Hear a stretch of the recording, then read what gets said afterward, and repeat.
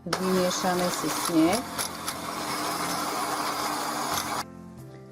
Pridáme pol lyžičky kyseliny citrónovej alebo citrónovú šťavu, pár kvapiek.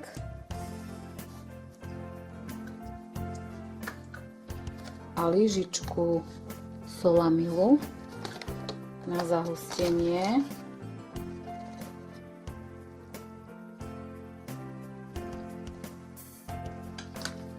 Používam takýto cukor, ten je úplne úžasný. Jednu šálku.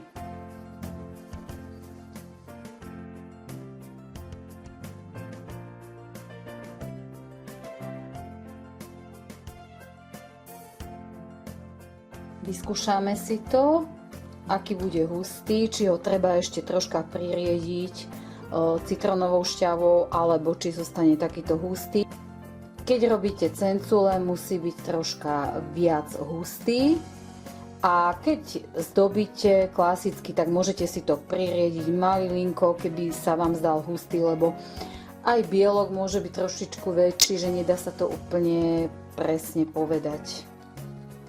Ďalšou možnosťou, ako si vyzdobiť medovníčky, je kráľovská glazúra, je to kilogram a tam sa už nepoužíva bielok, ale používa sa tam iba voda.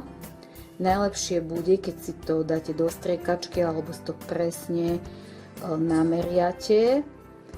A je to také pohodlné zdobenie iba s tou vodou, takže mne takéto vrecko stačí na nejakých 4-5 dávok